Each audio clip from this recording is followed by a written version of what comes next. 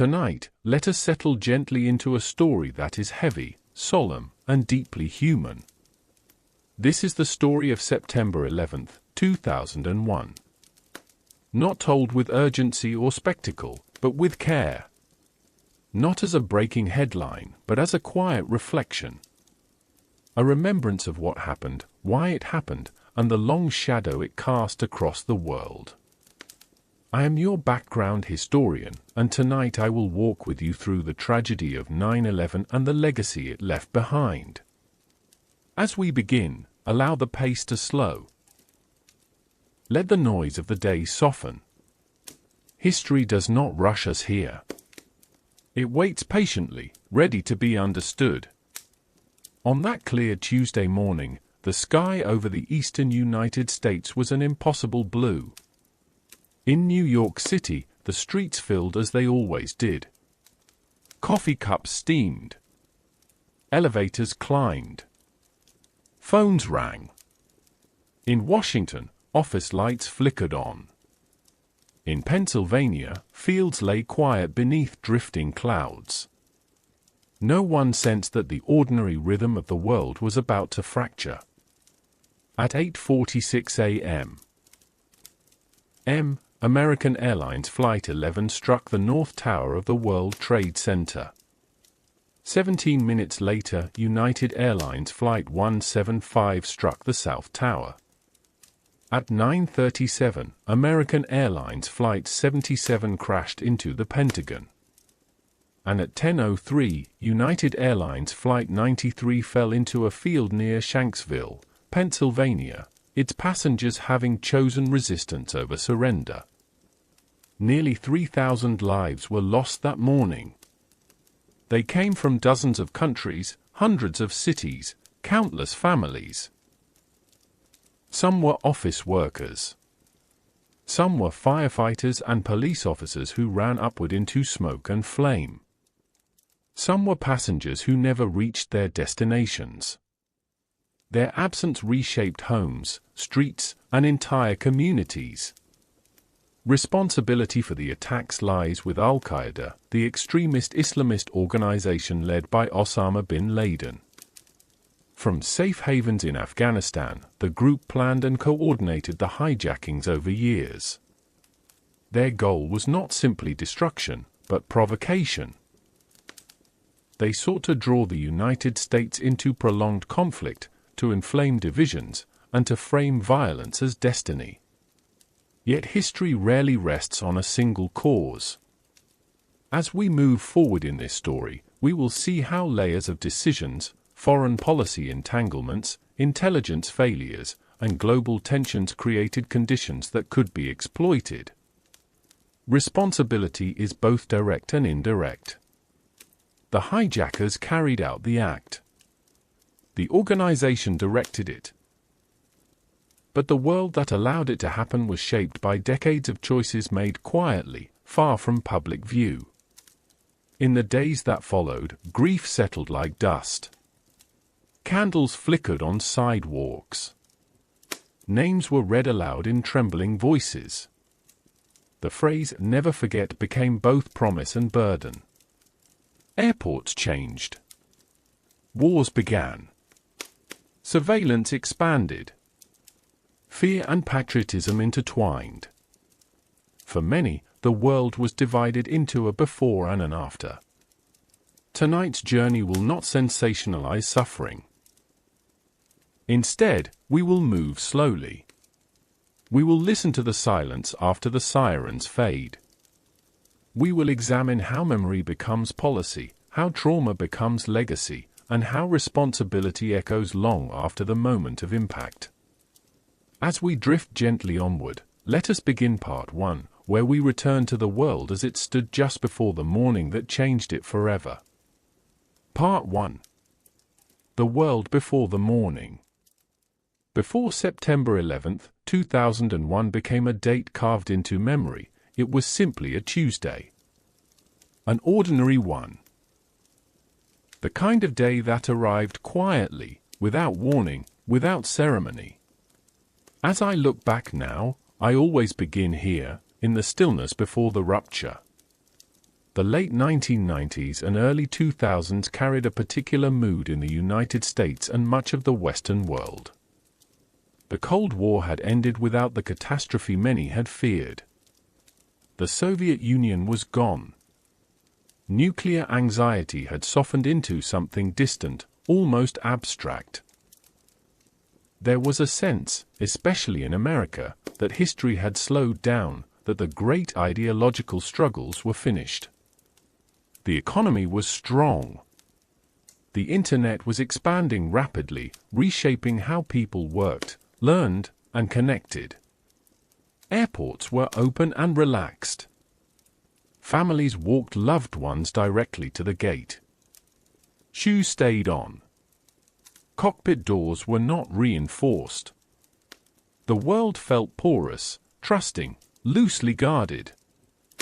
New York City embodied this confidence. The World Trade Center towers stood tall and familiar, not just as symbols of commerce, but as fixtures of daily life. People met beneath them. Tourists posed for photos. Office workers hurried through their lobbies without ever imagining the buildings as targets. They were landmarks, not fortresses. In Washington, the Pentagon functioned as it always had. A massive, busy nerve center of American military power, yet also an office building filled with routine meetings, coffee breaks, and paperwork. Power, in those days, felt stable and uncontested. Beyond American borders, however, history had not slowed. It had merely shifted out of sight. Throughout the Middle East and parts of Central Asia, the legacy of Cold War interventions lingered heavily. In Afghanistan, the aftermath of the Soviet invasion had left a fractured country ruled by warlords and, eventually, the Taliban. The Taliban offered order through rigid religious rule, but also provided shelter to extremist groups who thrived in isolation. Among them was Al-Qaeda. Osama bin Laden was not a figure of sudden emergence. He had been shaped by earlier conflicts, particularly the Soviet-Afghan War of the 1980s, during which Islamist fighters, supported indirectly by the United States and its allies, gained both experience and confidence. What had once been seen as useful resistance hardened into something more radical and global in ambition. Throughout the 1990s, Al-Qaeda carried out attacks that, in hindsight, read like warnings. The 1993 bombing of the World Trade Center. The 1998 bombings of U.S. embassies in Kenya and Tanzania. The attack on the USS Cole in 2000. Each incident signaled intent. Each revealed a growing capability. Yet these events remained, for many Americans, distant and compartmentalized. Tragic, yes. Alarming, perhaps. But not existential. They did not disrupt daily routines or reshape national psychology. Inside intelligence agencies, fragments of concern existed. Reports circulated. Names surfaced and resurfaced. Clues flickered briefly, then disappeared into bureaucratic gaps. Different agencies held different pieces, but rarely saw the whole picture at once. The threat was understood in parts, not as a looming storm. This is one of the quiet truths of history. Catastrophe often approaches not as a single obvious danger, but as a collection of small signals that fail to assemble themselves in time. Meanwhile, the hijackers themselves moved through the world almost invisibly. They took flying lessons. They rented apartments. They ate in restaurants. They blended into the background of ordinary American life, exploiting openness rather than force. Nothing about them triggered alarms loud enough to be heard above the hum of normalcy. And so the morning arrived. On the East Coast, dawn broke gently. The sky was clear, washed clean by early autumn air. In Manhattan, sunlight reflected softly off glass and steel. People adjusted ties, sipped coffee, checked voicemail. In firehouses, shifts changed. In offices, meetings were planned. At airports, passengers boarded planes expecting nothing more dramatic than delays or turbulence. No one imagined the aircraft themselves would become weapons. What strikes me most, when I linger here, is not the ignorance of what was coming, but the innocence of it. Not innocence in the sense of purity, but in the sense of unknowing trust. A belief that the structures of the world were solid, that danger lived elsewhere, that tomorrow would resemble yesterday. History, however, has a way of reminding us that certainty is fragile. The world before the morning of September 11th was not peaceful for everyone. It was not just. It was not free from violence or resentment. But for many, it felt stable. Predictable. Safe enough to stop imagining the unimaginable. That sense of safety would not survive the day. As we move gently onward, the ordinary rhythms of that morning will soon give way to shock, confusion, and irrevocable change. In Part 2, we will step into the early hours of September 11th itself, tracing the moments as they unfolded, minute by minute, as the world shifted without warning. For now, let us rest briefly in this final moment of calm, just before history broke its silence. Part 2. The morning unfolds. The morning of September 11th, 2001 began without urgency. It moved at the familiar pace of routine, as though history itself were still half asleep. I imagine the air first. Cool, gentle, early autumn. The kind of morning that feels clean and forgiving. In New York City, the sky stretched wide and clear, a pale blue uninterrupted by clouds. It was the sort of sky that invites confidence, that suggests nothing terrible could happen beneath it. Inside the World Trade Center, the day had begun as it always did. Elevators rose and fell. Shoes clicked against polished floors. Computers hummed to life. Some workers paused at windows, glancing out at the harbor, the bridges, the distant outline of the city waking up around them. At Logan Airport in Boston, passengers boarded American Airlines Flight 11. Some were business travelers.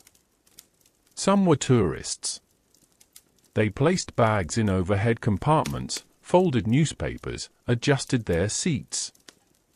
Flight attendants moved calmly through the aisle, offering polite smiles. Nothing about the scene suggested finality. United Airlines Flight 175 departed shortly after. American Airlines Flight 77 lifted from Washington Dulles. United Airlines Flight 93 left Newark, delayed slightly, as flights often are. Each aircraft carried ordinary expectations. Arrival times. Connecting flights. Lunch plans. Calls to be returned later in the day. And then, quietly, control was taken. At 8:46 a.m., Flight 11 struck the North Tower of the World Trade Center. The impact tore through steel and concrete, scattering debris across the morning sky. Inside the building, the world became fire, darkness, and confusion. Above the impact zone, hundreds were trapped instantly. Below it, thousands began to flee. For those watching from the street, the moment did not immediately register as an attack. Some thought it was an accident. A terrible mistake. A small plane gone disastrously off course. Smoke poured from the building, thick and black, curling upward into the blue sky. Sirens began to sound. Firefighters and police officers moved toward the towers without hesitation. This was what they had trained for. This was what they did.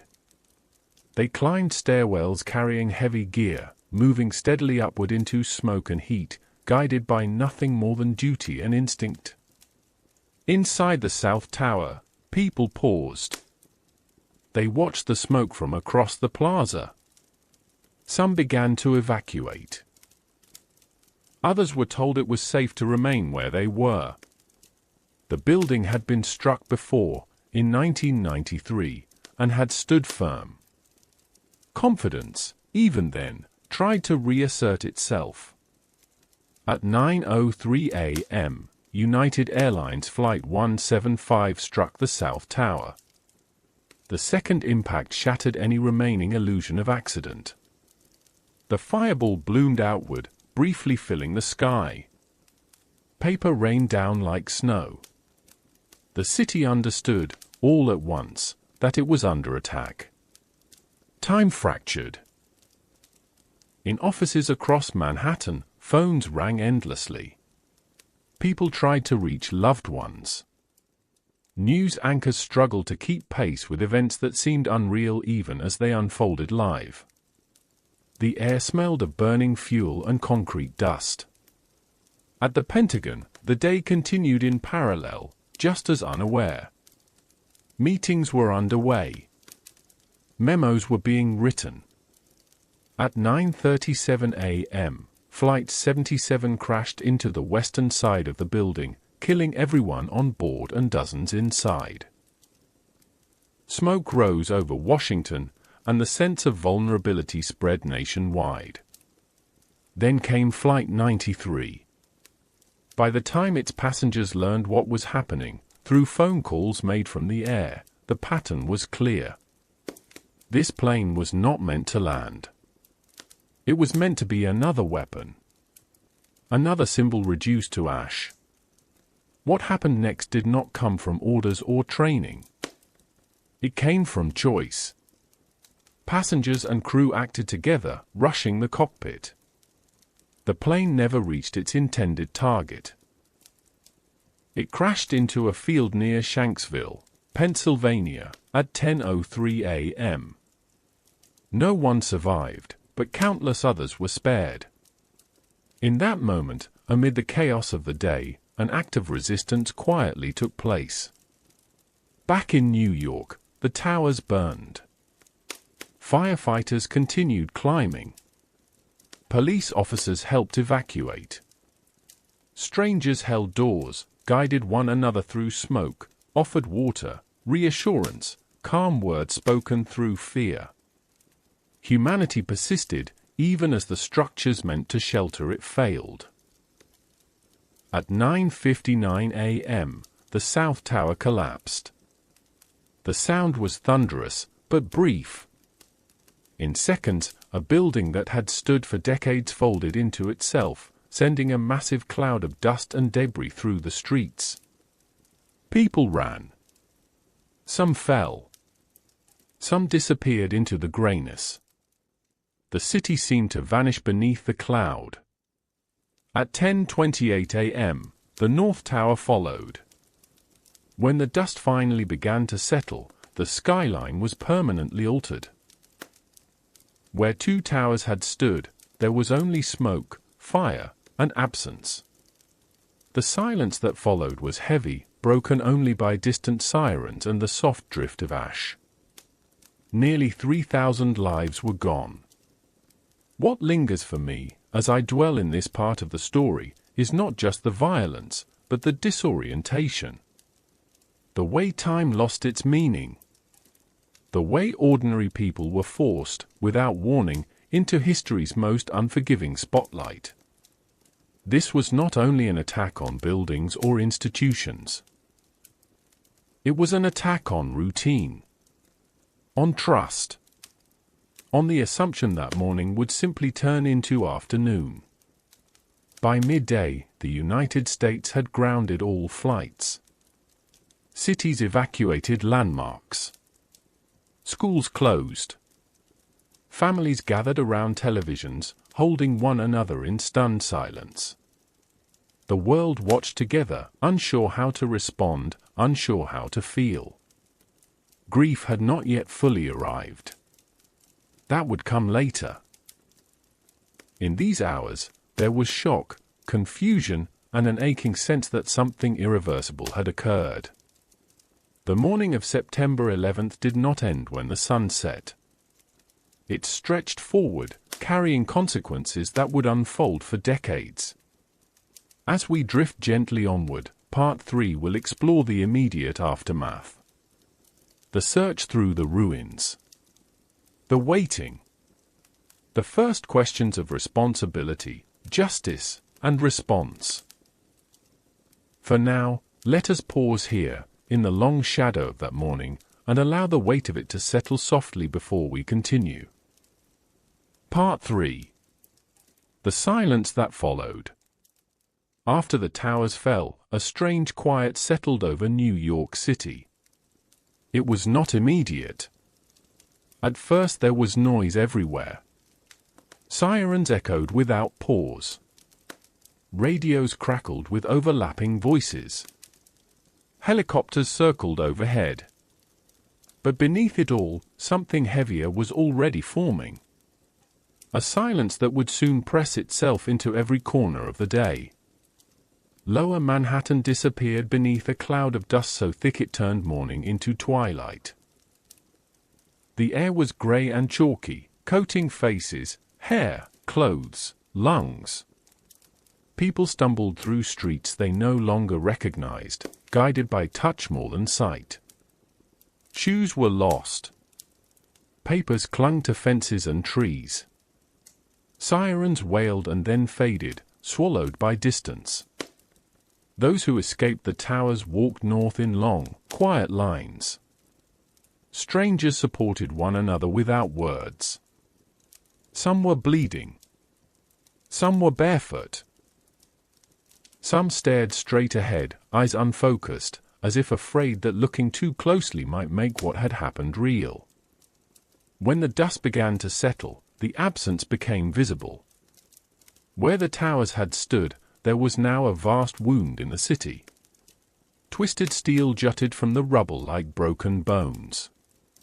Fires burned deep within the debris, stubborn and unreachable. Smoke rose steadily, carrying with it the smell of fuel, concrete, and loss. Rescue efforts began immediately, though hope faded quickly. Firefighters, police officers, and volunteers poured into the site, climbing over unstable wreckage, listening for any sign of life. They worked in shifts that blurred together, driven by exhaustion and determination in equal measure. Occasionally, a voice was heard. A survivor was pulled free. These moments sparked brief flashes of celebration, applause breaking through the quiet. But as hours turned into days, rescues became recoveries. The silence returned each evening, heavier than before. Floodlights illuminated the site through the night, casting long shadows over the ruins. Names were called out into the darkness. Sometimes there was no answer.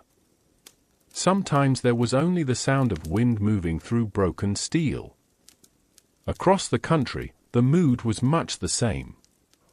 Airspace remained closed. Highways emptied. Sporting events were cancelled.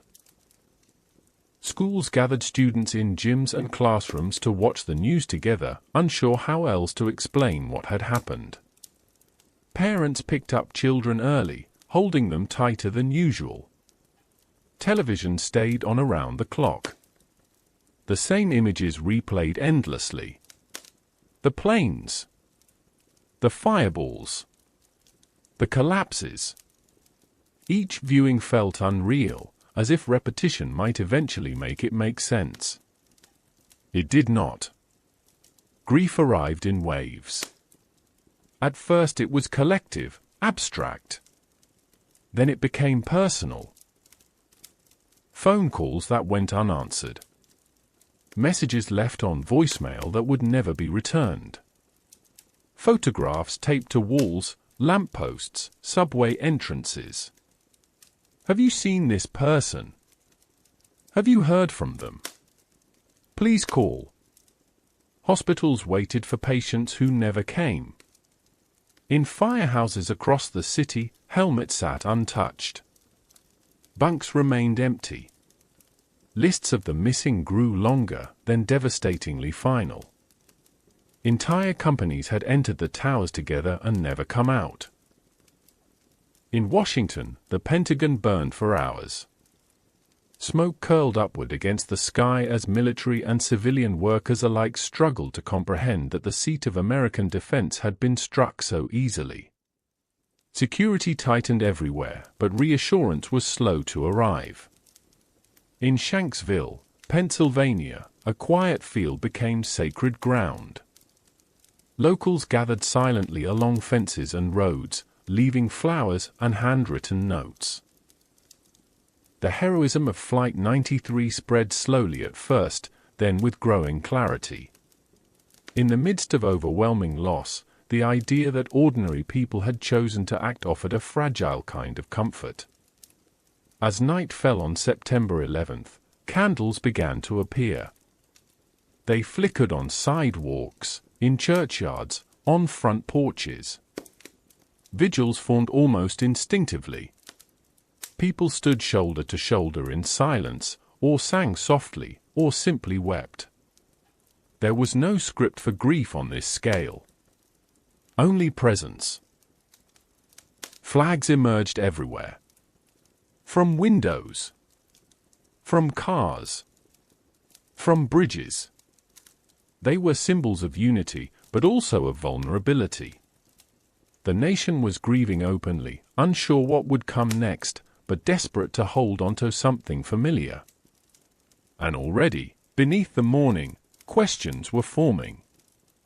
Who had done this? How had it been possible? Could it happen again?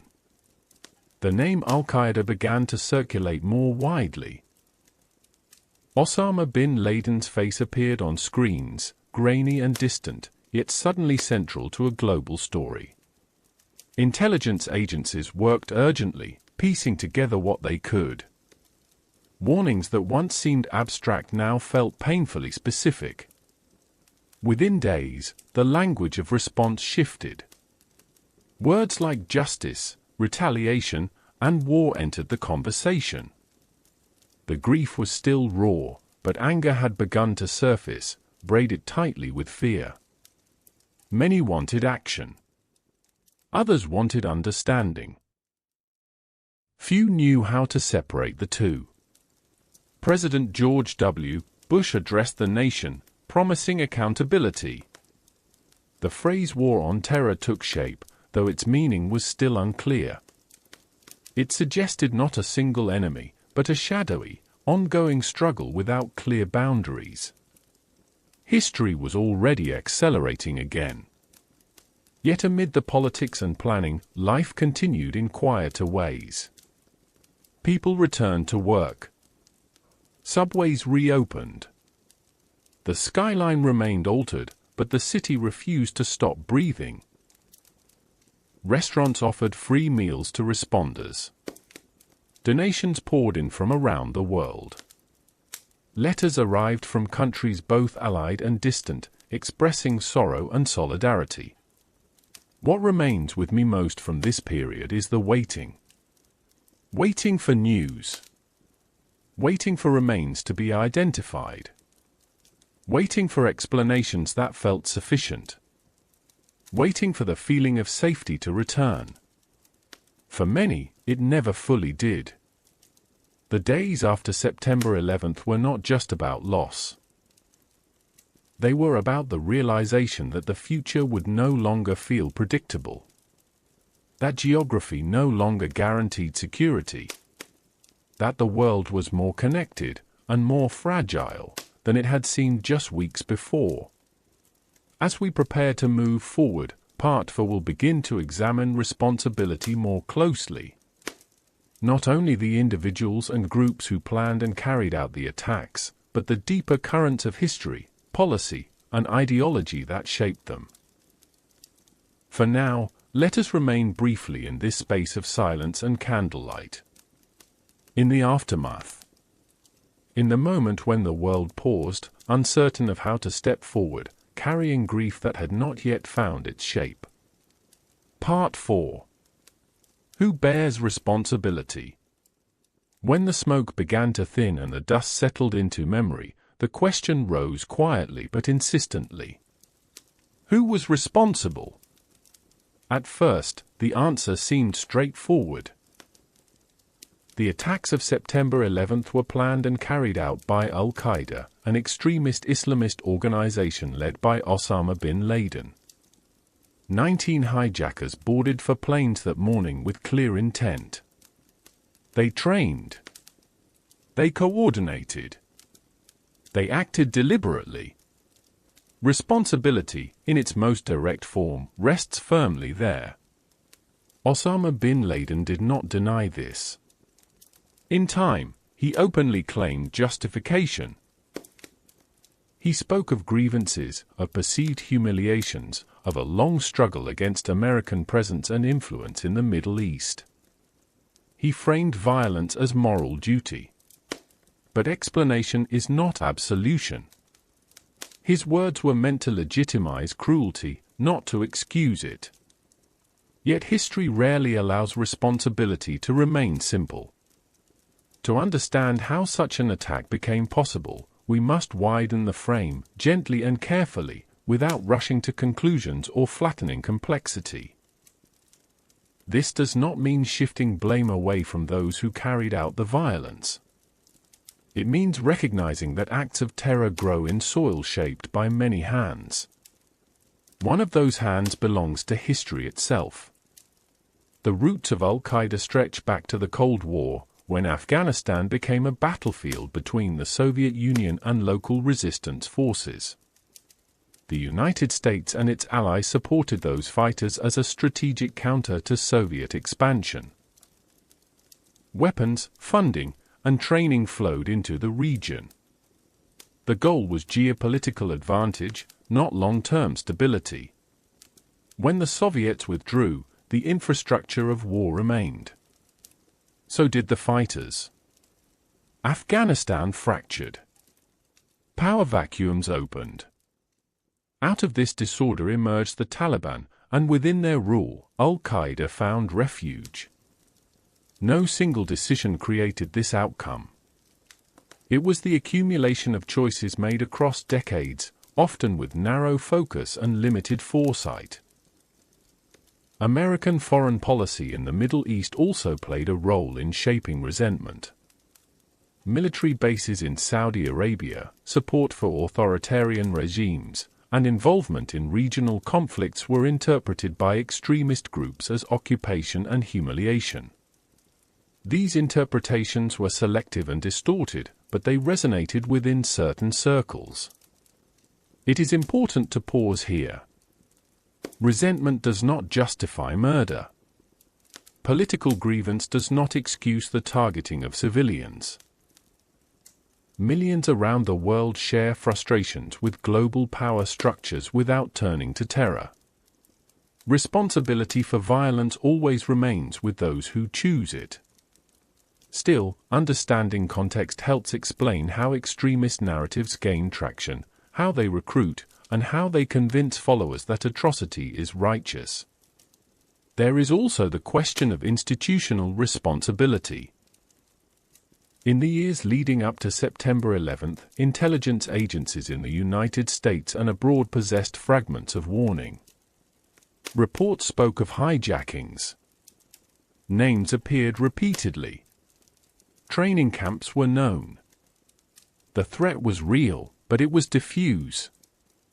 Information was scattered across agencies that did not always share effectively. Legal barriers, bureaucratic rivalries, and simple human error prevented the assembly of a complete picture. No single warning spelled out the exact date, place, and method of attack. But many hints existed, like scattered pieces of a map never laid fully on the table. Afterward, investigations would reveal missed opportunities. Meetings not held. Files not connected. Urgency underestimated. This was not malicious negligence, but systemic failure. A structure built for older threats struggled to recognize a new kind of enemy. Responsibility here is not personal, but organizational. A reminder that even powerful systems are vulnerable to blind spots. Then there is responsibility in response. In the aftermath of 9/11, the United States launched a global war on terror. The invasion of Afghanistan was aimed at dismantling al-Qaeda and removing the Taliban from power. Initially, it had broad international support. Many believed it was a necessary step to prevent future attacks. But as years passed, the mission expanded and blurred. The invasion of Iraq in 2003, justified in part by fears of terrorism, would later be widely criticized as based on flawed intelligence. The conflict destabilized the region further, contributing to cycles of violence that echoed far beyond their original intent. Here, responsibility becomes even more complex. Decisions made in grief and fear carried long-term consequences. Some prevented harm. Others created new suffering. History judges these choices unevenly, and often long after those who made them have left power. There is also moral responsibility borne by societies. After September 11th, suspicion and fear fell disproportionately on Muslim communities, many of whom had no connection to extremism and condemned the attacks unequivocally. Hate crimes increased. Civil liberties were curtailed. Surveillance expanded. The desire for safety sometimes overshadowed the principles meant to define it. Responsibility includes reckoning with these outcomes. Not as condemnation, but as reflection. How a society responds to trauma reveals its values and its vulnerabilities. And finally, there is personal responsibility. The passengers of Flight 93 chose to act. First responders chose to enter buildings they knew might collapse. Ordinary people chose kindness in moments of terror. These choices do not balance the scales of loss, but they remind us that responsibility is not only about harm. It is also about courage. When we ask who is responsible for September 11th, the answer unfolds in layers. The attackers are responsible for the act. The organization is responsible for its planning. Historical policies shaped the environment. Institutional failures allowed blind spots. Subsequent decisions carried consequences. None of these truths erase the others. As a historian, I find that responsibility is not a single weight placed on one set of shoulders. It is a network of causes, decisions, and choices, each carrying its own gravity. To acknowledge this complexity is not to dilute guilt, but to deepen understanding. As we move softly onward, Part 5 will explore how memory was shaped in the years after the 9th of November. How monuments were built. How narratives formed. How the event came to mean different things to different people as time passed. For now, let us rest briefly with this question of responsibility, not as a verdict, but as an invitation. An invitation to look honestly at the past, to learn from it, and to carry its lessons forward with care. Part 5. Memory takes shape. As days turned into weeks, and weeks into years, September 11th slowly moved from immediate experience into memory. This transformation did not happen all at once. It unfolded gently, unevenly, shaped by grief, politics, ritual, and time. In the earliest months, memory was raw and close. The smell of smoke lingered over Lower Manhattan. Fires continued to burn beneath the ruins, hidden but persistent. Recovery crews worked methodically, carefully, lifting steel and concrete piece by piece. Each discovery was treated with reverence. Each fragment mattered. Families waited. Some waited for remains. Others waited for confirmation that would never come. Funerals were held without bodies. Names were engraved before answers arrived. Grief existed in a state of suspension, unable to fully settle. In this space, memory began to organize itself around symbols. Photographs of the missing covered walls and fences. Candles became nightly companions. Flags remained in place long after the initial shock had passed. The phrase "never forget" appeared everywhere, printed on shirts, spoken in speeches, written into the national vocabulary. It was not only a promise to remember the dead. It was a way of holding on to meaning in the face of loss. Ground Zero itself became a focal point of collective memory. Visitors arrived quietly, standing at the edges of the site, peering down into the vast emptiness where the towers had stood. Some left flowers. Some left notes. Some simply stood in silence, unsure what else to do. Over time, debates emerged about how the site should be transformed. Should it be a place of mourning or renewal? A memorial or a symbol of resilience? A quiet space or a statement of strength? These questions revealed how memory is never neutral. It reflects values, priorities, and unresolved emotions. The eventual memorial took years to design and build. 2 large pools now sit where the towers once rose, water cascading endlessly into dark voids. The names of the victims are etched in bronze, arranged carefully, thoughtfully, with attention to relationships and proximity. Water falls continuously. It never fills the space. This design choice speaks softly. It suggests absence rather than replacement. It allows grief to exist without forcing resolution. Beyond New York, memory took different forms. In Shanksville, a field became a national memorial, quiet and expansive. In Washington, the Pentagon Memorial honored lives lost not only as employees, but as individuals, each represented by a bench aligned with the path of the plane. Across the country, local memorials appeared in towns large and small, reminding communities that loss had reached everywhere. At the same time, September 11th became a defining reference point in national identity. Political speeches invoked it. Policies justified themselves through it. Entire generations grew up knowing the world only after it. For those born later, 9/11 was history. For those who lived through it, it remained memory. This gap shaped how the event was understood and taught. Schools struggled with how to explain it. Media revisited it each year with documentaries and retrospectives. Anniversaries became rituals, marked by moments of silence, the reading of names, the tolling of bells. Yet even remembrance evolved. In the early years, memory was unified, solemn, almost sacred. Over time, it became layered with disagreement. Some questioned the wars that followed. Some criticized the expansion of surveillance.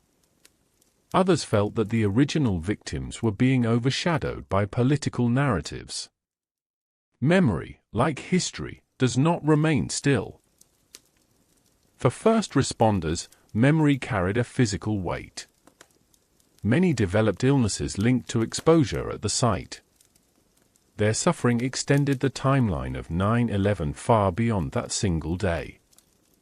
Advocacy for healthcare and recognition became part of the legacy, reminding the public that the consequences of disaster often unfold slowly.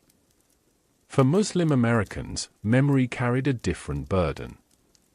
Many felt compelled to explain themselves, to distance their faith from violence they had not committed.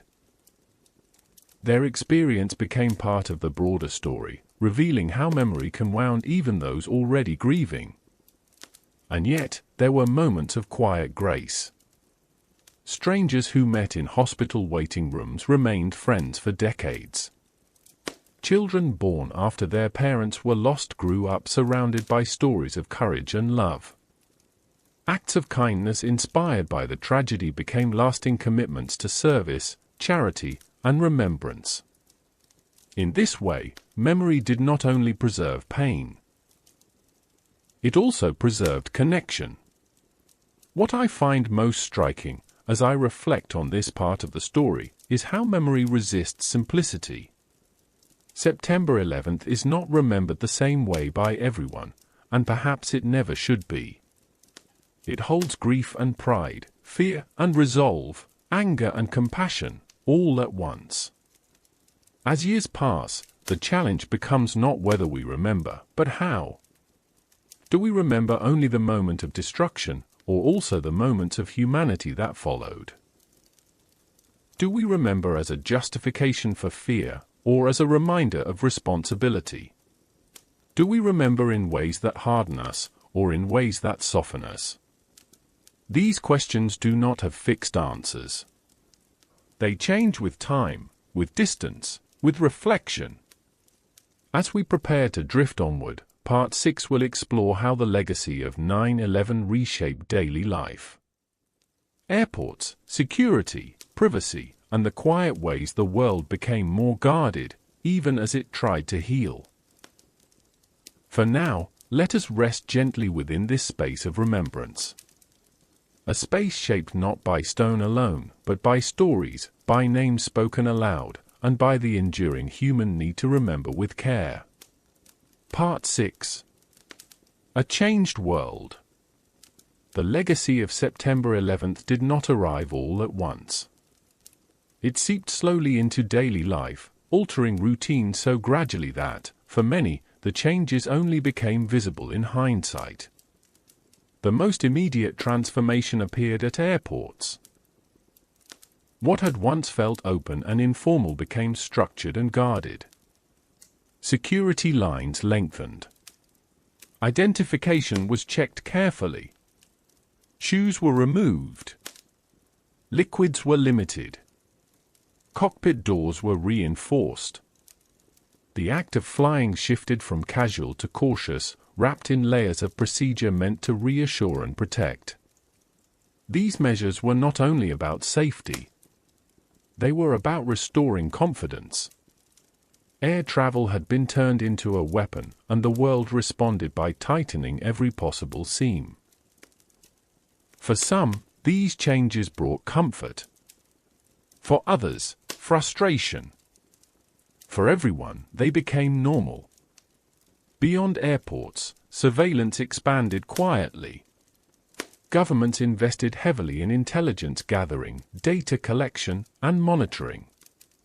The USA Patriot Act broadened the authority of law enforcement and intelligence agencies, allowing them to track communications, financial transactions, and movements with fewer barriers than before.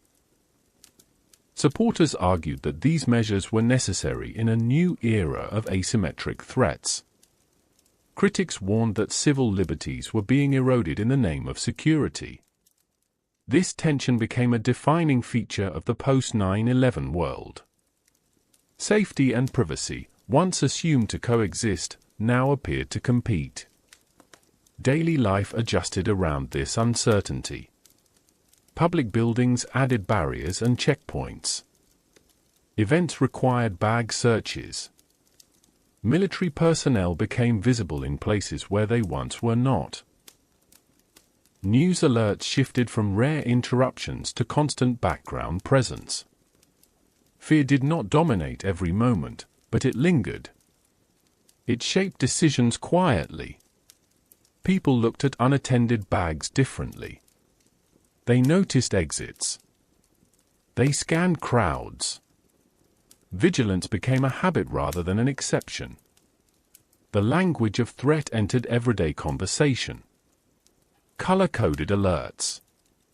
Phrases like homeland security. The normalization of terms that once belonged to military briefings alone. Children grew up practicing lockdown drills alongside fire drills, absorbing a world more conscious of danger than their parents had known. And yet, life continued. People still fell in love. Still went to work. Still planned futures. The world did not stop. It adapted. What changed most profoundly was the sense of distance. Before September 11th, many Americans viewed large-scale violence as something that happened elsewhere. Afterward, the idea that geography could shield anyone felt less certain. Oceans no longer implied insulation. Globally, borders hardened. Visas became harder to obtain.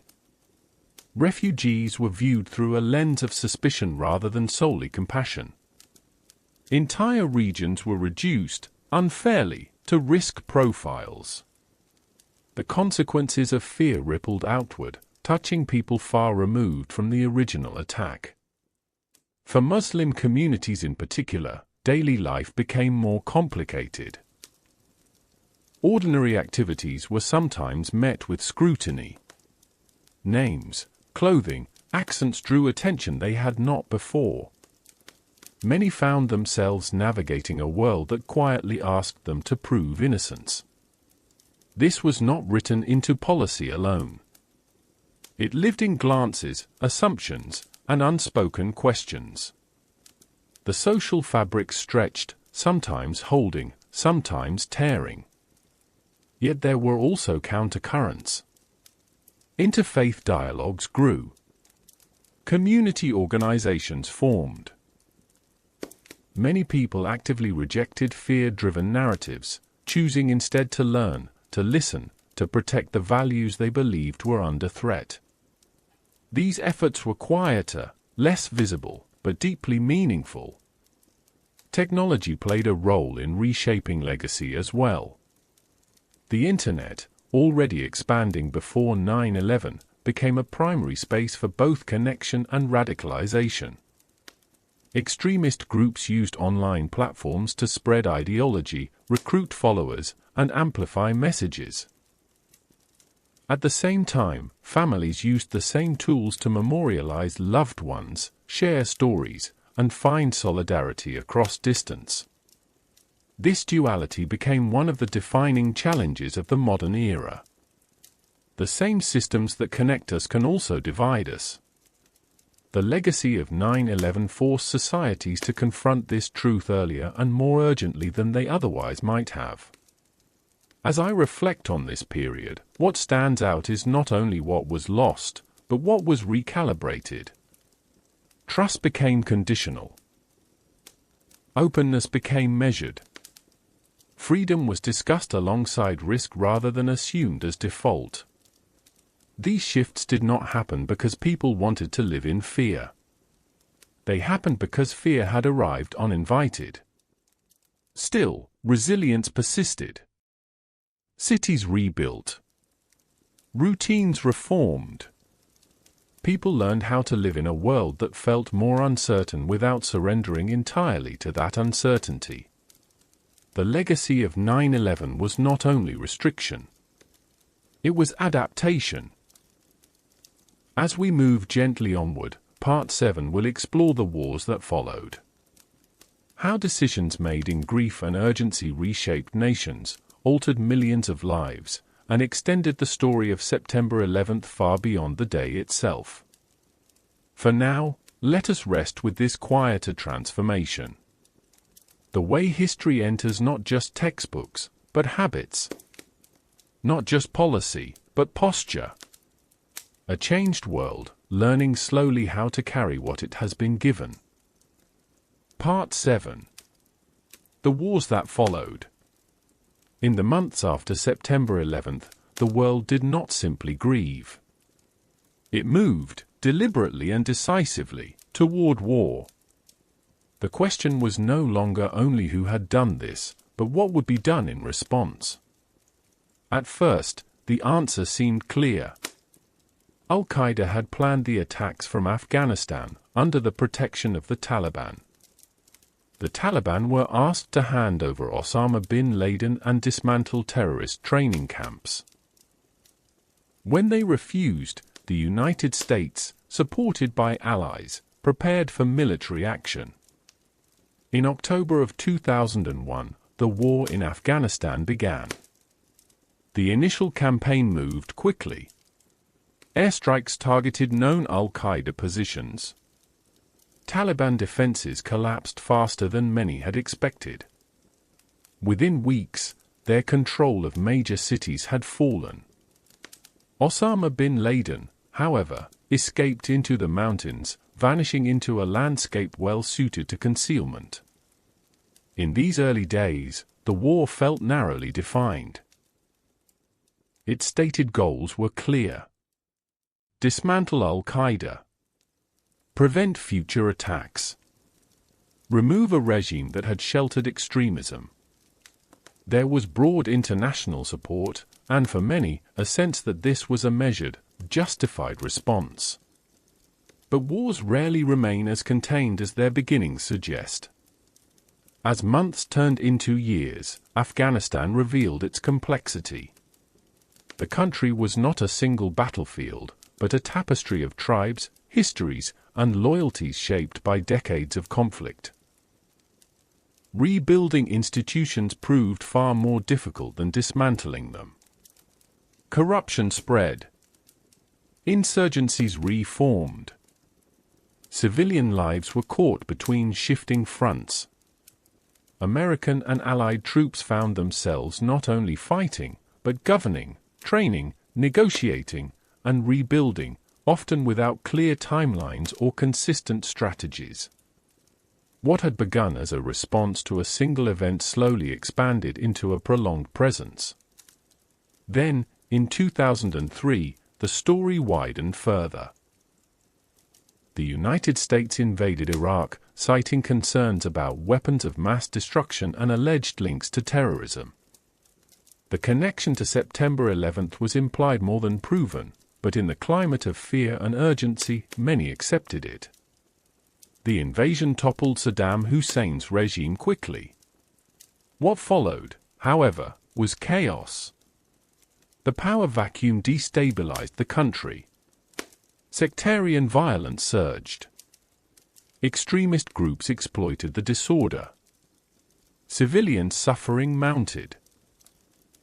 The war reshaped the Middle East in ways that would reverberate for decades, contributing to the rise of new militant organizations and prolonged instability. For many observers, Iraq became the most controversial extension of the post-9/11 response. Investigations later found that the intelligence used to justify the invasion was deeply flawed. Trust in leadership eroded. The line between defense and overreach became increasingly blurred. Responsibility, once again, grew complicated. For soldiers on the ground, these wars were lived experiences, not abstract debates. They were daily routines of patrols, heat, dust, fear, and camaraderie. Many served multiple tours. Many returned home carrying wounds, visible and invisible. Their lives, too, became part of the legacy of September 11th. For civilians in Afghanistan and Iraq, the wars were constant disruptions. Homes destroyed. Families displaced. Childhoods interrupted. Their stories were often told in numbers rather than names, but they were no less real. As years passed, public sentiment shifted. Support gave way to fatigue. Questions grew louder. What did victory mean? How long would this continue? At what cost? Osama bin Laden was killed in 2011, nearly a decade after the attacks. For some, this moment brought closure. For others, it felt symbolic rather than decisive. Al-Qaeda had been weakened, but the ideology it represented had not vanished. The war in Afghanistan would continue for another decade. When international forces finally withdrew in 2021, the Taliban returned to power with unsettling speed. For many, it felt like history folding back on itself, unresolved. This outcome forced difficult reflection. Had the war achieved its goals? Had the sacrifices made led to lasting change? Could different choices have altered the path? These questions remain open, debated quietly and fiercely, depending on who asks them. What is clear is that the wars following September 11 expanded the event far beyond its original boundaries. They connected the tragedy of a single day to years of conflict across continents. They reshaped foreign policy, military doctrine, and global perceptions of power.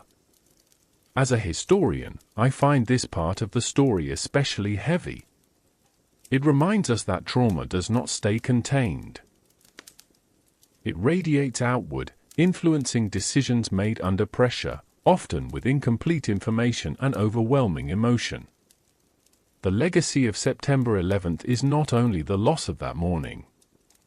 It is also the lives altered in its wake, in places far removed from New York, Washington, and Pennsylvania.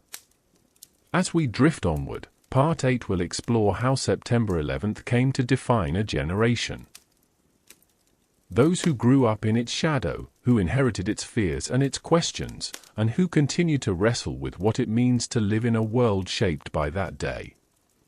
For now, let us pause gently here, acknowledging the weight of these wars, and the many lives bound to them, as history continues its slow, unyielding movement forward. Part 8. A generation shaped by shadow. There are moments in history that divide time cleanly into before and after. For one generation, September 11 was such a moment. For the next, it became something different. Not a memory, but an inheritance. Children who were in classrooms that morning remember teachers turning on televisions, then quickly turning them off again. They remember whispers in hallways, early dismissals, parents arriving with unfamiliar urgency. They remember sensing fear without yet understanding it. Others were too young to remember at all. They grew up hearing about September 11 the way earlier generations heard about Pearl Harbor or the assassination of Kennedy. As a story told repeatedly, solemnly, often with ritual and reverence. For this generation, the world was never unbroken. Airport security had always been strict. War had always been on the news. Words like terrorism, threat level, and homeland security were simply part of the background noise of life. Fear was not constant, but it was familiar. This shaped how safety was understood. Risk felt omnipresent but abstract. Violence was something that might happen anywhere, anytime, without warning. The sense of control that earlier generations assumed never fully settled in. Instead, there was vigilance, awareness, a quiet readiness for disruption. At the same time, there was distance. For many who came of age after 2001, September 11 existed primarily through images. Grainy footage replayed each year. Firefighters framed as heroes. Towers collapsing in endless loops. The repetition made the event feel both monumental and strangely unreal. This distance sometimes created confusion. How could something so devastating be so distant at the same time? Education struggled to bridge this gap. Teachers were tasked with explaining not just what happened, but why it mattered, and how to discuss it without re-traumatizing or oversimplifying. Textbooks condensed the event into timelines and bullet points, while documentaries tried to restore emotion and context. But lived experience cannot be fully transferred. It can only be approximated. For some young people, September 11th became a political awakening. It shaped opinions about war, surveillance, civil liberties, and foreign policy. Protest movements formed in response to the wars that followed. Skepticism toward institutions grew. Trust became something to be earned rather than assumed. For others, it fostered a deep sense of patriotism and service. Many joined the military, first responder professions, or public service roles, motivated by the narratives of sacrifice and unity they had grown up hearing. The same event produced different callings. This generation also inherited unresolved questions. Was the world safer now? Had the wars been worth the cost? How should freedom and security be balanced? What responsibilities come with global power? These questions lingered without clear answers, shaping political debates and personal values alike. September 11th also influenced how identity was navigated. Young Muslim Americans grew up in a world where their faith was often discussed through the lens of suspicion. Many learned early how to explain themselves, to educate peers, to carry a burden they had not chosen.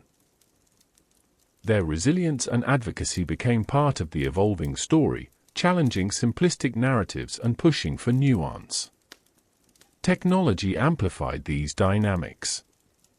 Social media allowed memory to circulate rapidly, emotionally, and sometimes carelessly. Conspiracy theories spread alongside legitimate scholarship. Anger traveled faster than reflection. At the same time, voices once marginalized found platforms, complicating and enriching the conversation. History became participatory. Anyone could comment. Anyone could reinterpret. The challenge shifted from remembering to discerning. As I reflect on this generational legacy, what stands out most is not uniformity, but divergence. September 11th did not create a single worldview. It created a spectrum of responses, shaped by proximity, background, and experience. Some carry the day as a wound. Some as a lesson. Some as a warning.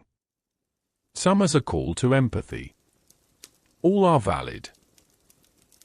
The tragedy of September 11th did not end with those who died. It lived on in those who grew up beneath its shadow, learning how to navigate a world that felt less certain, more watched, and more complex than the one their parents had known. And yet, within this generation, there is also a quiet possibility. Distance can allow reflection. Inheritance can lead to reinterpretation. The questions left unresolved can be asked again, perhaps with greater patience, perhaps with deeper care. As we drift onward, Part 9 will turn toward remembrance in the present day. How the meaning of September 11th continues to evolve as time passes, witnesses age, and memory slowly becomes history. For now, let us rest gently here, acknowledging those who grew up in the echo of that morning, carrying its weight in ways both seen and unseen, as history continues its long, quiet unfolding. Part 9. When memory becomes history. As time moves forward, something subtle begins to happen. Memory, once vivid and personal, slowly transforms into history. This transition is quiet. It does not announce itself.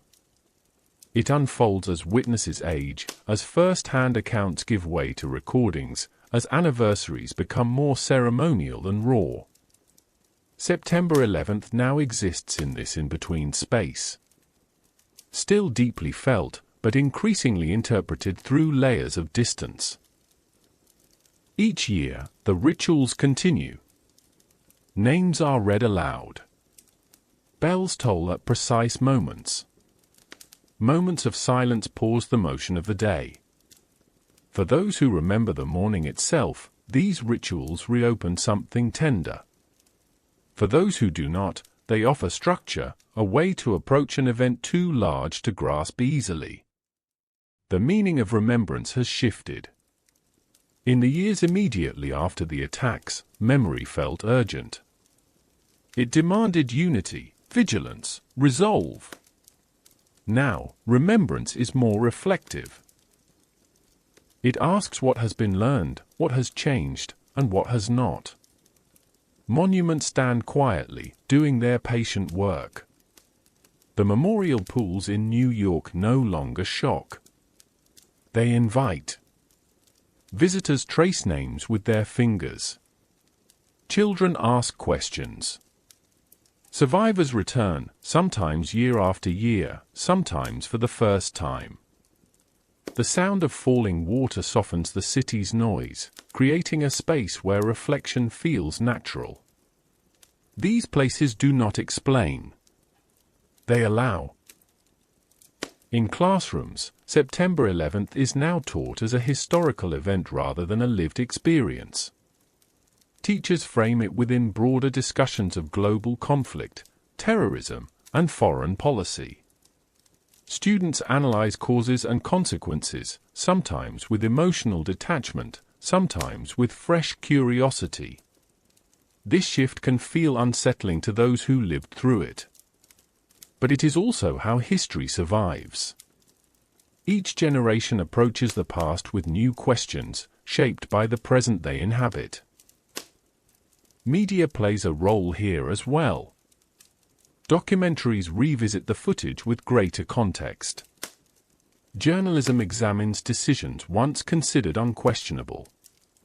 Voices once sidelined are included more deliberately. The story becomes more complex, less singular, more human. This does not diminish the tragedy. It deepens it. At the same time, there is a risk. As memory becomes history, it can lose texture. Simplified narratives can replace nuance. The event can become a symbol rather than a lived reality, invoked to support arguments without acknowledging its full weight. Never forget can become a phrase rather than a practice. The challenge of the present day is not forgetting, but remembering responsibly. Holding space for grief without allowing it to harden into fear. Honoring the dead without using their memory to justify harm. Learning from the past without being trapped by it. For many families, history remains personal. Loved ones lost on September 11th are not figures in a textbook. They are voices remembered, habits recalled, absences still felt. Time does not erase this. It reshapes it. Grief becomes quieter, but no less real. For first responders and survivors, memory lives in the body. In health struggles. In anniversaries that arrive uninvited. In sounds and smells that return unexpectedly.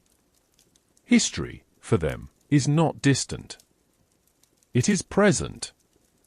And yet, there is also growth.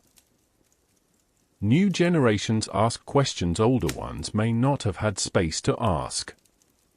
Why did this happen? How do we prevent it without becoming something we fear? What does justice look like decades later? These questions signal engagement, not erasure. As a historian, I find this moment especially delicate. It is where responsibility shifts from those who remember directly to those who choose how to carry the story forward. History does not belong only to those who lived it. It belongs to those who tend it with care. The legacy of September 11th is still being written. It lives in policy and protest. In memorials and classrooms. In private grief and public ceremony. It changes as the world changes, reflecting new anxieties, new values, new hopes. As we move gently onward, Part 10 will explore what healing looks like, not as closure, but as an ongoing process. How individuals, communities, and nations learn to live alongside trauma rather than resolve it completely. For now, let us pause here, in this space where memory softens into history. Not forgetting. Not final. Just carried forward, one careful telling at a time. Part 10. Living with what cannot be undone. Healing after September 11th did not arrive as a single moment of closure. It did not come with clear edges or a sense of completion. Instead, it unfolded slowly, unevenly, and often invisibly, shaped by time, patience, and quiet endurance. For many, healing meant learning how to live alongside what could not be changed. In the months and years after the attacks, there was a widespread desire for resolution. Answers. Justice. An ending that might allow grief to rest. Some of these desires were met. Others were not. What remained was the reality that certain losses do not resolve. They integrate. Families found their own paths forward. Some preserved bedrooms exactly as they had been. Others packed belongings away gently when the moment felt right. Birthdays were marked differently. Holidays carried a new weight. Children grew up knowing parents through stories rather than memories. Healing, here, was not forgetting. It was learning how to hold love and absence at the same time. Support groups formed quietly. Survivors sat together, sometimes speaking, sometimes not. There was comfort in shared understanding. In not having to explain. In knowing that silence, too, could be a form of healing. For first responders, healing was often physical as well as emotional. Long after the debris was cleared, illnesses emerged. Respiratory conditions. Cancers. Chronic fatigue. Advocacy became necessary. Recognition had to be fought for. Healing, in this sense, included acknowledgement. The simple, powerful act of being believed. These struggles extended the timeline of September 11th far beyond its date, reminding the world that trauma rarely ends when headlines fade. Communities healed through ritual. Anniversaries became structured spaces for grief. The reading of names. The tolling of bells. The quiet pauses built into the day. These rituals did not remove pain, but they gave it shape. They allowed sorrow to be shared rather than carried alone. Faith communities offered solace in different ways. Some through prayer. Some through service. Some through quiet presence. There was no single correct path. Healing respected difference.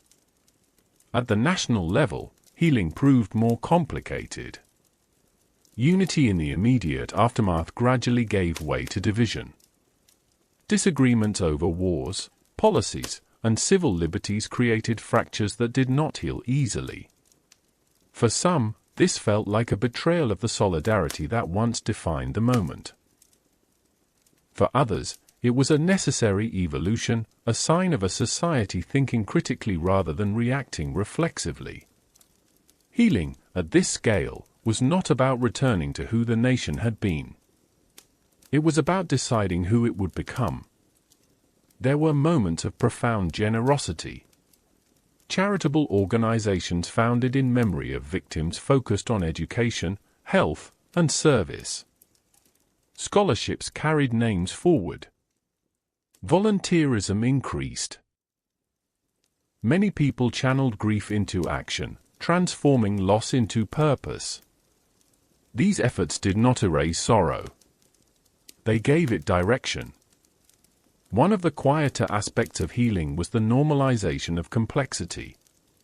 With time, it became possible to hold multiple truths. To honor victims while questioning policy. To recognize bravery without glorifying war. To mourn deeply without allowing grief to justify cruelty. This kind of healing requires maturity. It asks for patience. It asks for humility. Not everyone reached this place. And that, too, is part of the story. Healing is not uniform. It does not move at the same pace for all.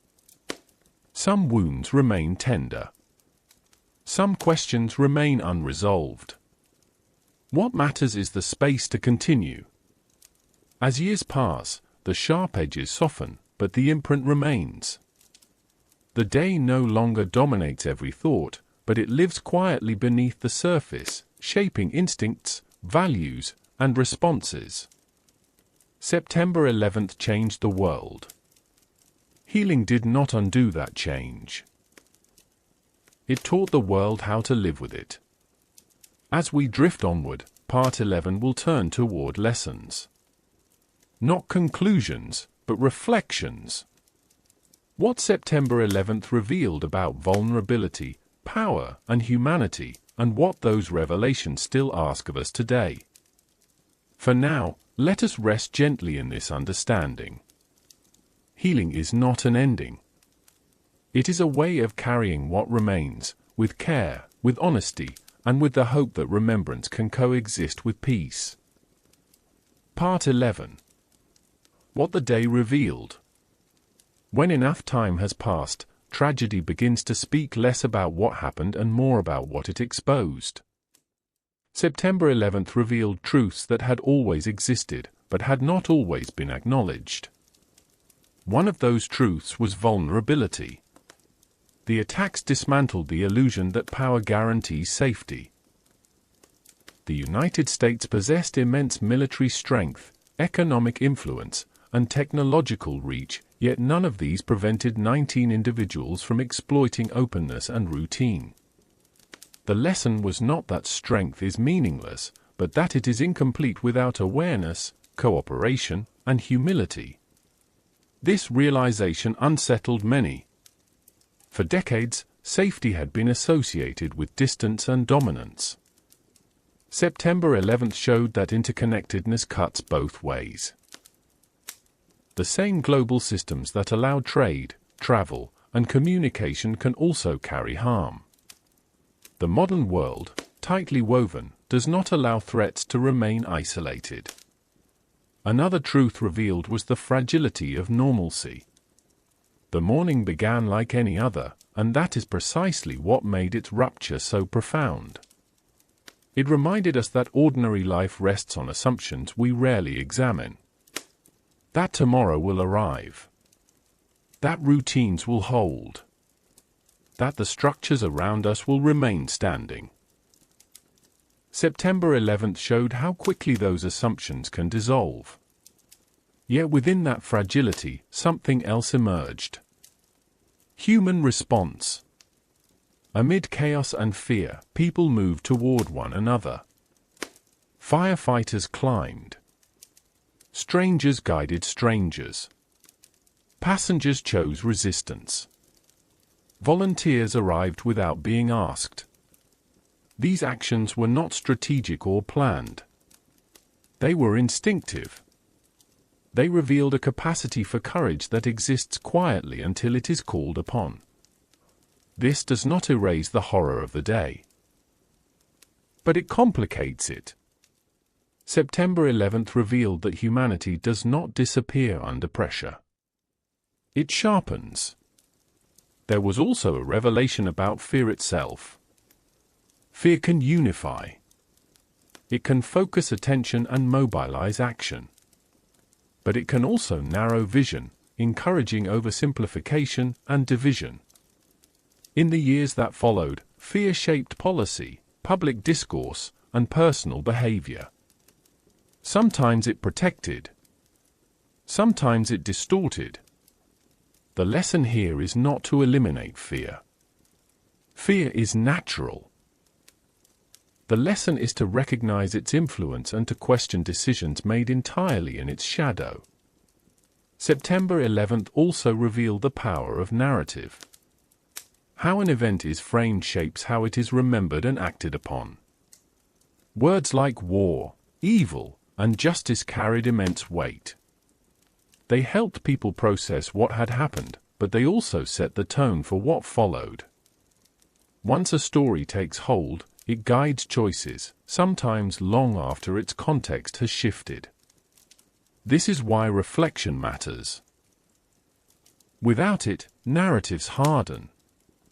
They stop serving understanding and begin serving inertia.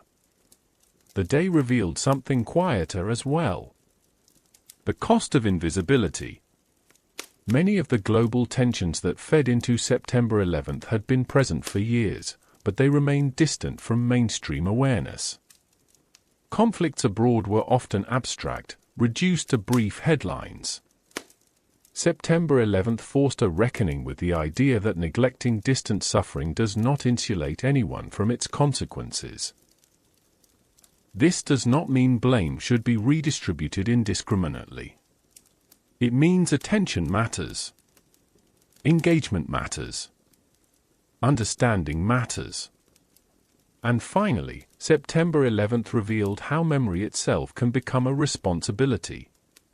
To remember is not only to recall. It is to choose how the past informs the present. Memory can guide compassion or justify cruelty. It can inspire care or entrench fear. The difference lies in how deliberately it is carried. As a historian, I find this revelation to be the most enduring. History does not tell us what to think. It invites us to think carefully. The lessons of September 11th are not fixed conclusions. They are questions that continue to ask themselves across time. How do we protect without losing openness? How do we respond to violence without multiplying it? How do we honor loss without becoming captive to it? These are not questions with final answers. They are questions that must be returned to, generation after generation. As we move gently onward, Part 12 will look toward responsibility in the present and future. Not responsibility for what happened, but responsibility for what is done with its legacy. How remembrance can guide choices yet to be made. For now, let us rest here, with these revelations. Not as judgments, but as quiet insights offered by history, waiting to be heard with patience and care. Part 12. Responsibility forward. As the years stretch further from September 11th, responsibility begins to shift its center of gravity. It no longer lives primarily in assigning blame for what happened, but in deciding what to do with what remains. History, after all, does not ask us to relive the past endlessly. It asks us to carry it wisely. One of the first responsibilities of the present is remembrance with integrity. To remember September 11th is not only to recall the shock and sorrow of that day, but to honor the full humanity of those who were lost. They were not symbols at the time. They were people with routines, frustrations, hopes, and unfinished plans. Responsible remembrance resists turning lives into abstractions. It keeps names attached to stories. It allows grief to remain human rather than political. This responsibility also includes accuracy. As time passes, details blur. Simplified narratives creep in. Myths form quietly, often without malice. Responsible memory requires care. It asks that facts be preserved, that context be maintained, that complexity not be erased for the sake of comfort or convenience. This is not about correcting emotion. It is about protecting truth. There is also responsibility in how fear is handled. The legacy of September 11th taught the world how powerful fear can be as a motivator. It can prompt preparedness and vigilance. But when left unchecked, it can also justify exclusion, suspicion, and harm. Responsibility forward means learning to pause when fear speaks loudly. To ask whether a response protects lives or merely soothes anxiety. To recognize when security measures drift into permanence without reassessment. A society that remembers responsibly does not surrender its values in moments of unease. Another responsibility lies in how difference is treated. The attacks were carried out by extremists, not communities. Yet the aftermath often blurred that distinction. Responsible stewardship of this history requires ongoing clarity. It asks that blame not be generalized, that faith not be conflated with violence, that identity not become shorthand for threat. This responsibility is not theoretical. It shows up in classrooms, workplaces, policies, and conversations. It is renewed daily. There is also responsibility in how power is exercised. September 11th reshaped foreign policy and military doctrine, but the future will continue to present moments of decision. How nations choose to act on the global stage carries echoes of past choices. Responsibility forward means learning from outcomes, not just intentions. It means asking whether actions reduce harm or perpetuate cycles. Whether strength is measured only by force or also by restraint. Whether leadership listens as much as it commands. These questions are uncomfortable. They are also necessary. On a more personal level, responsibility forward is quiet and intimate. It appears in how stories are told to children. In how anniversaries are marked. In whether conversations allow space for nuance rather than certainty. Each person who remembers carries a small piece of the larger narrative. What we emphasize matters. Do we emphasize fear or resilience? Do we emphasize division or shared humanity? Do we emphasize vengeance or accountability tempered by reflection? None of these choices erase loss. But they shape how loss lives on. As I sit with this part of the story, I am reminded that history is not static. It is a relationship between past and present, renegotiated constantly. Responsibility is the bridge between what was and what might be. September 11th cannot be undone. But its legacy is still being written. As we drift onward, Part 13 will explore hope. Not as optimism that ignores pain, but as something quieter. The ways people, communities, and even nations find meaning and direction after rupture. For now, let us rest gently here, with this sense of forward responsibility. Not heavy. Not urgent. Simply present. A reminder that remembering well is itself an act of care, extended into the future, one thoughtful choice at a time. Part 13. Quiet forms of hope. Hope, after a tragedy like September 11th, does not arrive with confidence or certainty. It does not announce itself loudly, nor does it promise that pain will fade completely. Instead, it appears quietly, in small, often overlooked places, growing slowly in the spaces where life insists on continuing. In the years that followed the attacks, hope was not found in forgetting. It was found in choosing to live with awareness rather than paralysis. For many families who lost loved ones, hope took the shape of continuity. Children were raised. Traditions were adapted. Stories were told again and again, not only about how someone died, but about how they lived.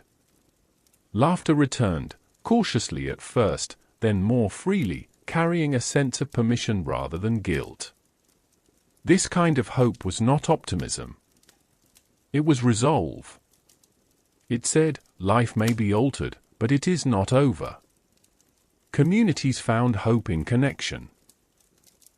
Neighborhoods that had gathered for vigils continued meeting long after the candles were gone. Support networks remained in place. People who had once been strangers recognized one another on the street, bound by shared memory. These relationships did not erase loss, but they softened isolation. Out of tragedy came an increased awareness of interdependence. A recognition that people do not move through the world alone, even when they feel they must. Hope also emerged through service. Many chose to honor September 11th not only through remembrance, but through action. Volunteer organizations expanded. First responder charities grew. Scholarship funds supported students who would never meet the parents who inspired them. Acts of service became a way of speaking when words felt insufficient. These efforts were not always visible on a national stage. They unfolded quietly, steadily, sustained by commitment rather than recognition. There was hope in dialogue as well. Over time, conversations about September 11th became more nuanced. People listened more carefully to experiences different from their own. Survivors, veterans, immigrants, and faith leaders shared perspectives that complicated earlier narratives. This did not always lead to agreement, but it encouraged understanding. Hope, in this sense, was the willingness to sit with complexity rather than flee from it. Younger generations contributed their own forms of hope. Those who grew up after September 11th often approached the topic with fresh questions rather than inherited assumptions. They asked why certain choices were made. They examined consequences with curiosity rather than defensiveness. Their distance allowed them to imagine alternatives, to consider different paths forward. This questioning was sometimes mistaken for detachment. But often it was engagement in a different key. Hope was also found in remembrance itself. The memorials, the ceremonies, the careful preservation of names and stories. These acts signaled that loss had not been forgotten or absorbed into abstraction. They created spaces where grief could coexist with reflection, where silence could be meaningful rather than empty. Hope does not demand resolution. It allows presence. As I reflect on this part of the story, I am struck by how hope rarely appears as a single moment. It accumulates. It grows through repetition, through daily choices made without fanfare. It lives in the decision to teach history honestly, to speak with care, to resist fear when it narrows compassion. The legacy of September 11th includes devastation, conflict, and sorrow. But it also includes endurance. The quiet persistence of individuals and communities who refused to let the worst day define every day that followed. Hope, here, is not denial. It is balance. It acknowledges pain without surrendering to it. It remembers without being consumed. It looks forward without pretending the past did not happen. As we drift gently onward, Part 14 will turn toward reconciliation. Not as forgiveness demanded or granted universally, but as the long, uneven process of repairing trust within societies and between nations. For now, let us rest with this quieter understanding of hope. Not bright or triumphant, but steady. Like a low light left on through the night, offering just enough to keep moving forward, one careful step at a time. Part 14. The long work of reconciliation. Reconciliation is often spoken of as an outcome, a moment when tension dissolves and balance is restored. But after September 11th, reconciliation did not arrive as a conclusion. It emerged, slowly and unevenly, as a process. One that continues still. At its core, reconciliation asks for something difficult. It asks for honesty without simplification. It asks for accountability without erasure. It asks for listening in places where certainty once lived. In the years following the attacks, trust was strained at every level. Between citizens and institutions. Between nations and regions. Between communities that suddenly felt exposed to suspicion. Rebuilding trust was not a matter of policy alone. It required time, restraint, and the willingness to revisit assumptions. For some, reconciliation began internally. Survivors and family members moved through anger, grief, confusion, and exhaustion. Forgiveness, when it came at all, arrived quietly and personally, never on command. For many, reconciliation did not mean forgiving the perpetrators. It meant releasing the hold that rage had on daily life. It meant choosing to live without being constantly pulled backward. This process could not be rushed. It could not be prescribed. It belonged to each individual. On a broader scale, reconciliation challenged societies to distinguish between responsibility and identity. The attacks were carried out by extremists. Yet entire communities felt the impact of collective suspicion. Reconciliation here required clarity. It required saying, repeatedly and firmly, that violence does not define a faith, a culture, or a people. Dialogue played a role. Interfaith gatherings. Community forums. Educational programs. These spaces did not erase pain, but they created room for understanding. They allowed people to encounter one another outside of headlines and fear-driven narratives. These efforts were often quiet. They did not make breaking news. But they mattered deeply to those involved. Between nations, reconciliation proved more complex. The wars that followed September 11th created wounds that could not be easily closed. Civilian casualties, displacement, and prolonged instability left lasting scars. Trust between governments frayed. Perceptions hardened. Reconciliation here did not mean agreement on every decision made. It meant acknowledging harm where it occurred. It meant recognizing that good intentions do not negate consequences. It meant learning, slowly, how to engage without repeating patterns of domination or neglect. This kind of reconciliation remains unfinished. History rarely grants clean endings. It offers ongoing responsibility instead. There was also reconciliation with uncertainty. Before September 11th, many believed the world could be made predictable through planning and power. Afterward, that belief softened. Reconciliation meant accepting vulnerability as part of modern life. Not surrendering to fear, but recognizing limits. This acceptance allowed for a different kind of strength. One grounded not only in control, but in adaptability and care. As a historian, I find reconciliation most visible in the stories that changed tone over time. Early narratives emphasized shock and resolve. Later ones made space for doubt, reflection, and humility. This evolution did not weaken remembrance. It enriched it. It allowed history to breathe. Reconciliation does not ask us to forget what was done. It asks us to decide how memory will shape what comes next. Whether it will harden boundaries or invite understanding. Whether it will remain fixed in injury or open itself, cautiously, to repair.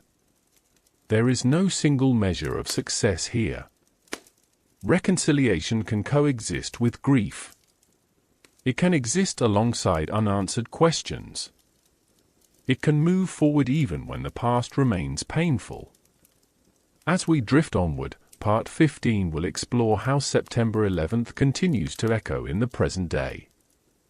In politics, culture, and global consciousness. How its shadow still shapes choices, even as new challenges emerge. For now, let us rest gently in this space of unfinished work. Reconciliation as a process, not a demand. A quiet effort, carried forward by those willing to listen, to reflect, and to move carefully toward a future shaped not only by what was lost, but by what can still be mended. Part 15. The echo in the present. Even as new crises emerge and new headlines compete for attention, September 11th continues to echo through the present. Not always loudly. Often quietly. Woven into decisions, language, and assumptions so familiar they can be difficult to see. In politics, its influence remains steady. Policies shaped in the aftermath still frame debates about security, immigration, and surveillance. Questions first raised in urgency continue to surface in calmer moments. How much power should the state hold in the name of protection? How much privacy can be surrendered without losing something essential? These discussions are no longer tied to immediate fear, yet their origins are unmistakable.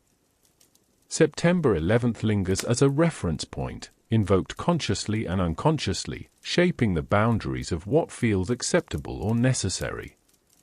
In foreign policy, its shadow is long. Relationships between nations still reflect choices made in the early years after the attacks. Alliances formed then continue.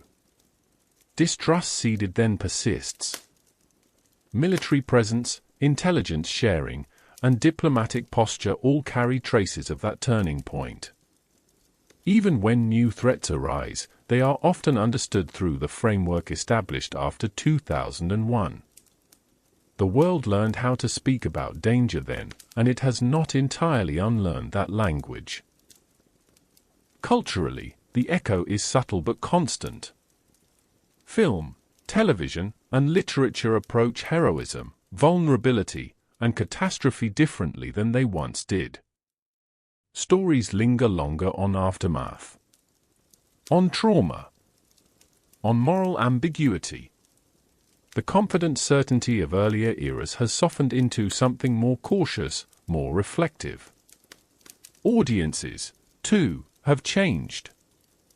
There is greater awareness of consequence. A deeper sensitivity to loss.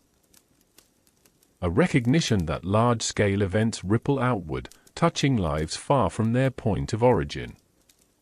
In daily life, the echo appears in habits. Security checks are routine. Emergency preparedness is normalized. Awareness of risk sits quietly beneath ordinary activity. Most people do not think about September 11th each time they pass through an airport or notice a barrier. Yet these structures exist because of it. They are the physical memory of an event absorbed into infrastructure. For younger generations, the echo is indirect.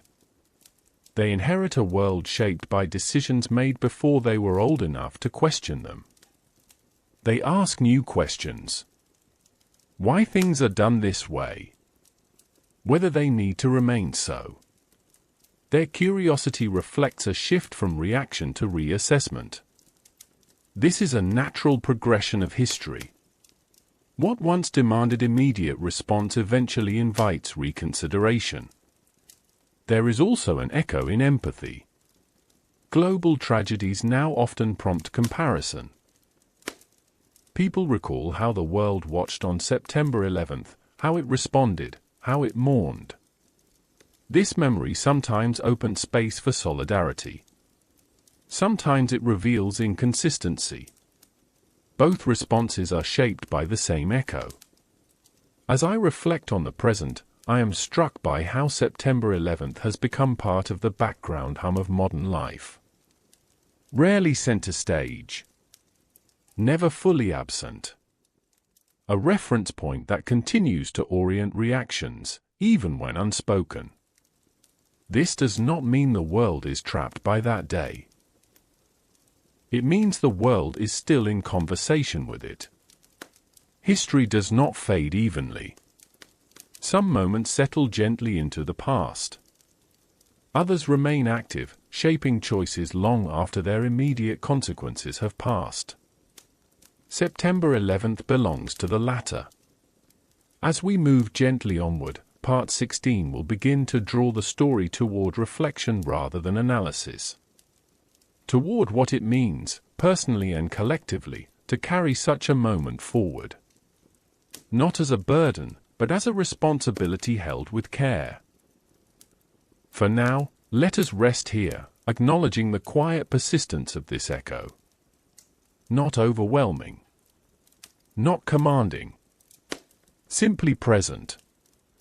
A reminder that history lives not only in memory, but in the world as it is now. Part 16. Carrying the weight gently.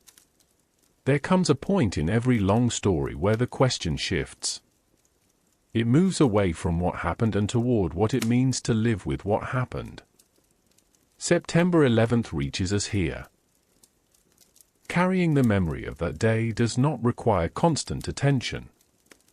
It requires care. For individuals, this care looks different from person to person. Some return to the names each year, tracing letters, speaking them aloud.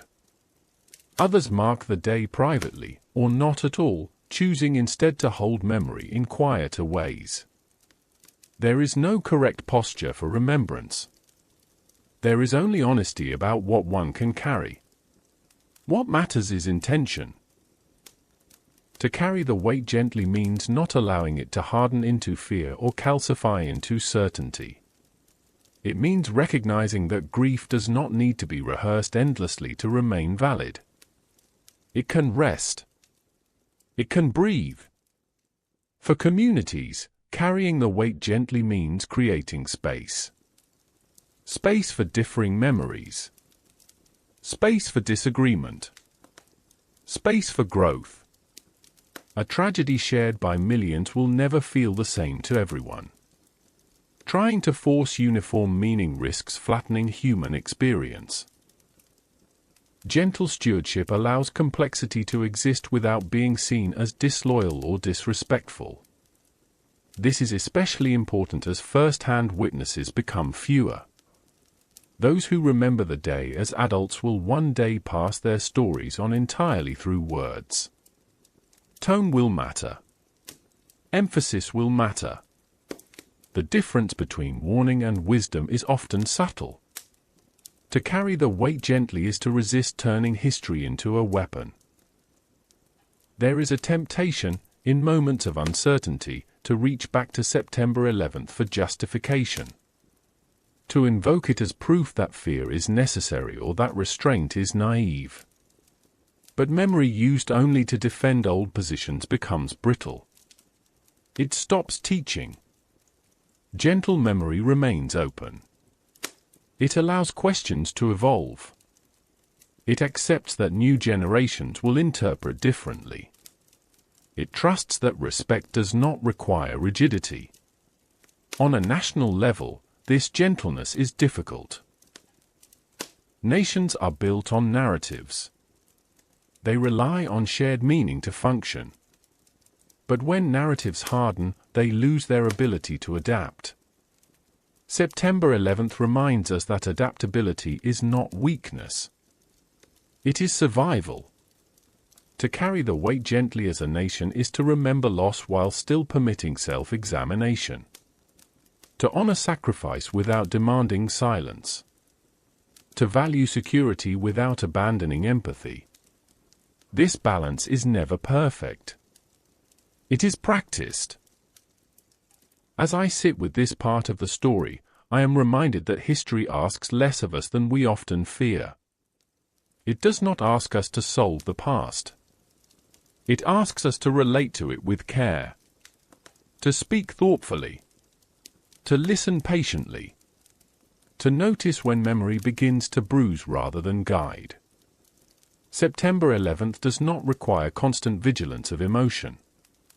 It requires attentiveness of values. As we drift onward, Part 17 will begin the closing arc of this story. We will turn toward the idea of legacy, not as something imposed by the past, but as something chosen in the present. For now, let us rest here, holding the weight without strain, remembering without gripping, allowing history to remain present without allowing it to dominate. Part 17. Choosing the legacy. A legacy is not something history hands to us fully formed. It is something shaped quietly, through repetition, through emphasis, through what is carried forward and what is allowed to soften. September 11th left behind many possible legacies. Fear, resolve, division, unity, vigilance, compassion. None of these arrived alone, and none were inevitable. What endured depended, and still depends, on choice. To choose a legacy is not to rewrite the past. It is to decide which parts of it will guide the future. For many years after the attacks, the dominant legacy was urgency. The sense that action was required quickly, decisively, and visibly. This urgency had purpose. It addressed immediate threat. It reassured a shaken public. But urgency, by nature, is not meant to last forever. Over time, a quieter question emerged. What remains when urgency fades? This is where legacy becomes deliberate. Some have chosen a legacy rooted in service. They carry forward the memory of first responders by volunteering, mentoring, protecting, and caring. They see September 11th not only as a moment of loss, but as a reminder of what people are capable of when they act for others without hesitation. Others choose a legacy of questioning. They honor the day by refusing to accept simple answers to complex problems. They study policy, history, and consequence. They believe that learning deeply is itself a form of respect. Still others choose a legacy of bridge building.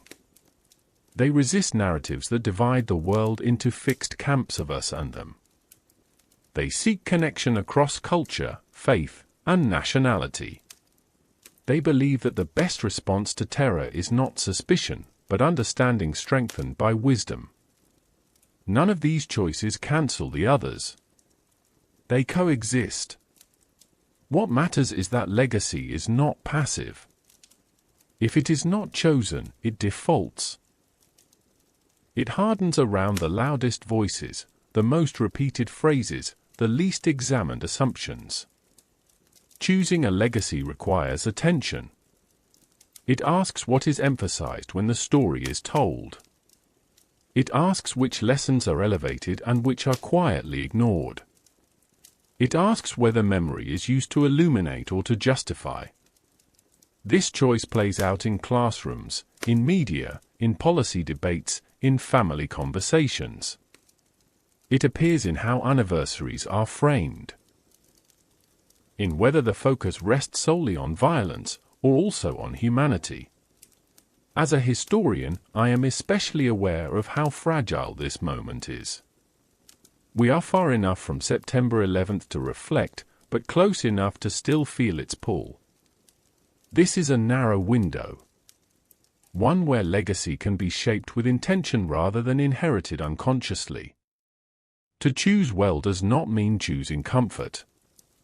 It means choosing honesty, even when it complicates pride. It means choosing care, even when fear offers faster answers. It means choosing memory that guides rather than commands. September 11th will always be a tragedy. That truth does not change. But tragedy alone does not define legacy. Response does. As we move gently toward the close of this long journey, Part 18 will explore the idea of peace. Not as an end state, but as a practice shaped by remembrance, restraint, and responsibility. For now, let us rest here with this understanding. The legacy of September 11th is not finished. It is being chosen, quietly, every day, by what is remembered, what is taught, and what is allowed to grow beyond fear. Part 18. Peace as practice. When people speak of peace, they often imagine an arrival. A moment when conflict ends, wounds close, and the world exhales at once. After September 11th, it became clear that peace would not come that way. Instead, peace revealed itself as a practice. Not something declared, but something repeated. Chosen again and again, often quietly, often without recognition. Peace as practice begins with restraint. In the wake of trauma, the impulse to respond forcefully is powerful. Action feels grounding. Certainty feels protective. Yet restraint asks for something deeper. It asks for the courage to pause, to consider consequence, to recognize that not every response that feels satisfying will be stabilizing. This kind of peace does not deny the need for security. It questions how security is pursued. It asks whether actions reduce future harm or simply defer it. Whether they address root causes or only symptoms. Whether they protect life broadly or narrowly. Peace as practice also involves listening. Listening to those who disagree. Listening to those most affected by policy. Listening to voices that complicate the dominant story. After September 11th, listening became difficult. Pain made patience scarce. Yet over time, listening returned, slowly, unevenly, as a necessary counterweight to certainty. This listening does not require agreement. It requires presence. There is peace in acknowledging suffering wherever it exists. One of the enduring challenges of the post-9/11 world has been the uneven recognition of grief. Some losses were centered. Others were rendered distant or abstract. Peace as practice asks that empathy not stop at borders or identities. This does not mean equating all actions or erasing responsibility. It means recognizing that human suffering is not a competition. That acknowledging one loss does not diminish another. Peace grows where empathy is allowed to be expansive. On a personal level, peace as practice is intimate. It appears in how individuals manage anger and fear. In the choice to disengage from cycles of outrage. In the decision to speak carefully rather than reactively. These choices may feel small, but they shape the emotional climate of families, workplaces, and communities. Peace is contagious in subtle ways. For institutions, peace as practice means accountability over time. It means reviewing decisions honestly. Adjusting policies when harm becomes clear. Valuing transparency not as weakness, but as trust building. This kind of peace is slow. It resists slogans. It requires endurance. September 11th exposed how quickly the world can fracture. Peace as practice is the work of stitching carefully, knowing the fabric will never be exactly as it was before. As I reflect here, I am struck by how unglamorous peace truly is. It does not announce itself with ceremony. It does not resolve everything. It often goes unnoticed. And yet, it is sustained by countless small acts of care, reflection, and restraint. It lives in classrooms where complexity is taught honestly. In conversations where fear is met with curiosity. In leadership that chooses long-term stability over short-term applause. The legacy of September 11th includes war and division. But it also includes the slow rediscovery of peace as something practiced rather than promised. As we move gently onward, Part 19 will turn toward the future. Not prediction, but possibility. How the story of September 11th continues to inform what lies ahead, and how its lessons might still shape a more careful world.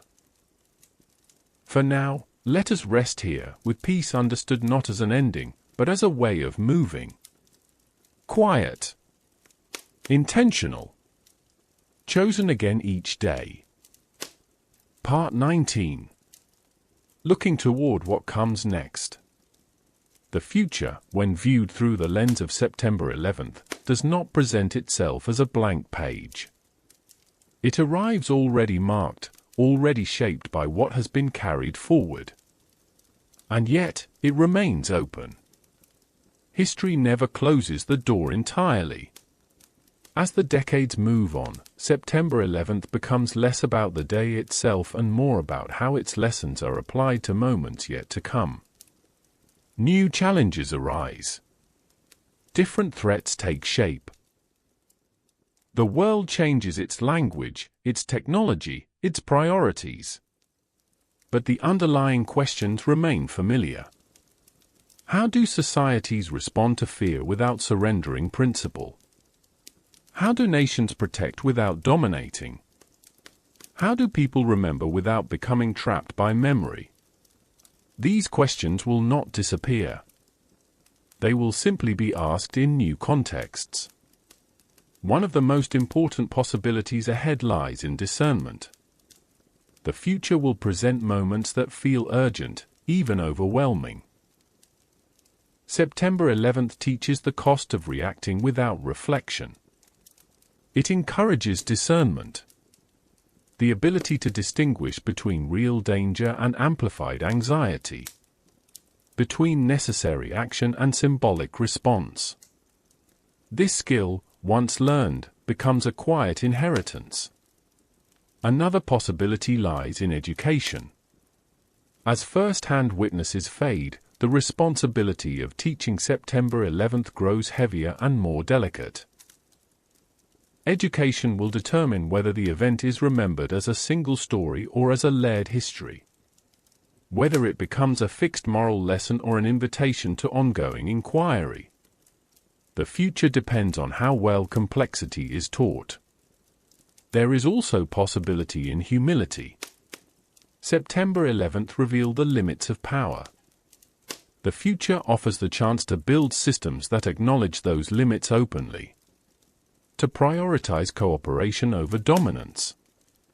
To invest in prevention as much as response. Humility here is not retreat. It is realism. The world ahead will require it. Technology will continue to evolve, bringing both connection and risk. The lessons of September 11th remain relevant in this space as well.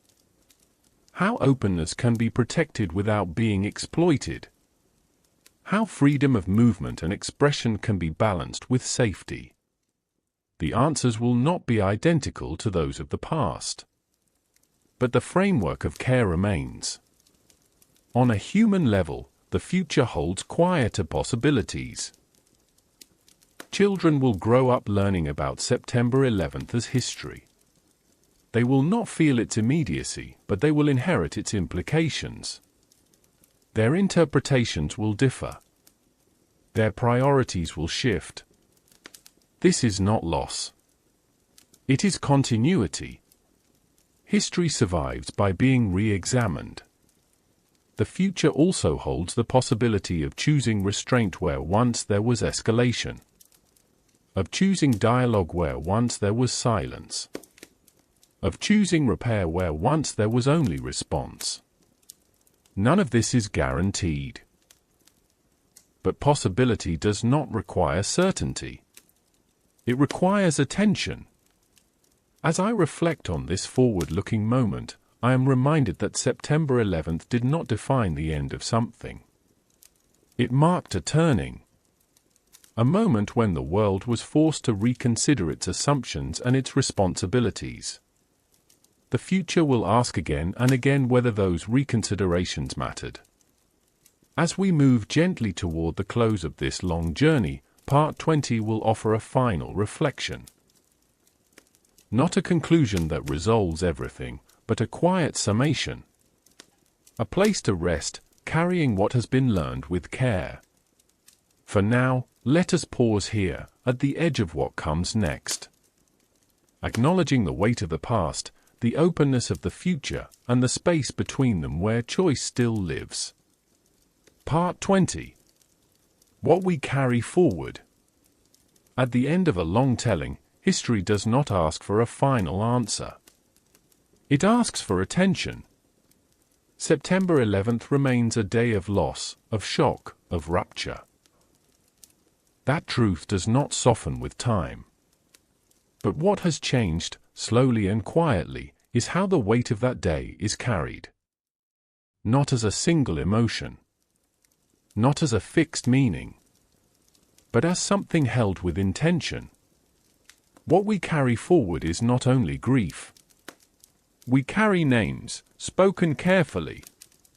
We carry moments of courage that emerged without planning. We carry lessons learned through error as much as through wisdom. These things do not demand constant focus. They ask for care. To carry September 11th forward well is to remember that history is human before it is symbolic. Before it becomes a reference point or a justification, it was lived by individuals whose lives did not anticipate becoming part of a global narrative. This remembrance keeps the story grounded. We also carry responsibility.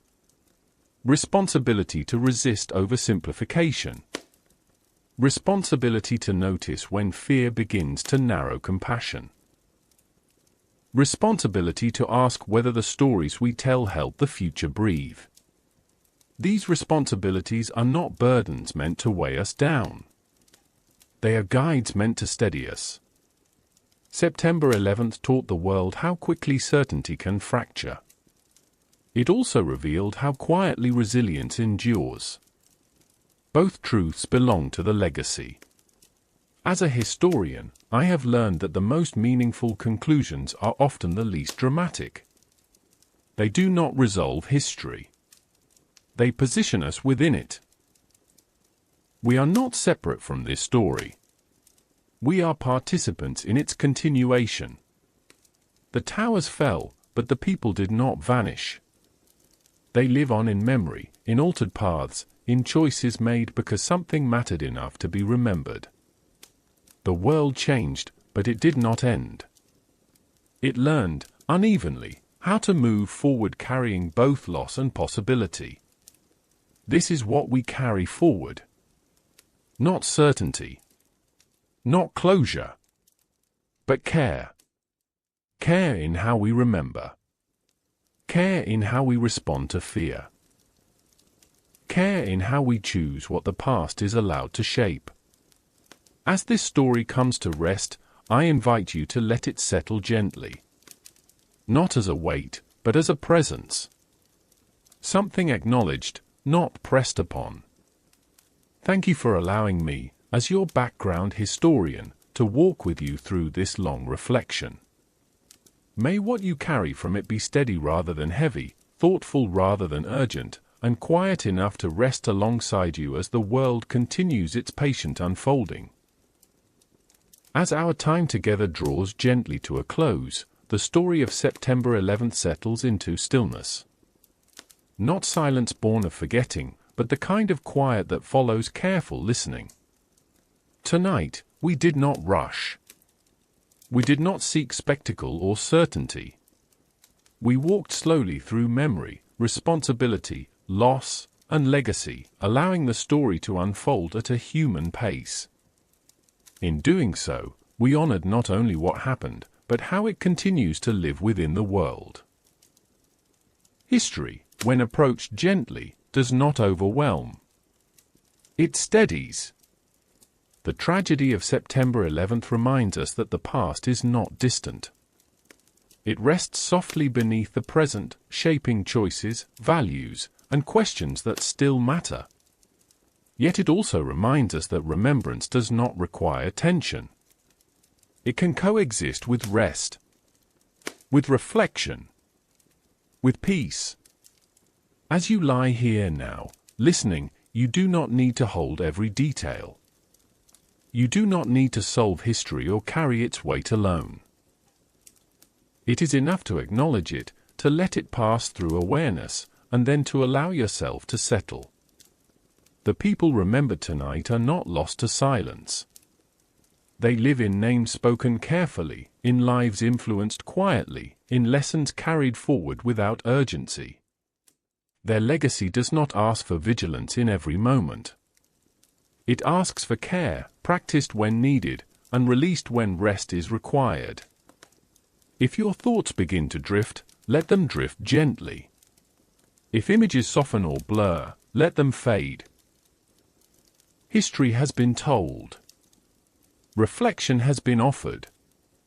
Nothing more is being asked of you now. The night is calm. The present moment is safe. The story can rest. Thank you for sharing this time with me. Thank you for listening with patience and openness. May your breathing slow, your body soften, and your thoughts grow quieter as sleep draws nearer. You may carry what feels meaningful from this story and leave the rest here, held gently by history itself. Good night.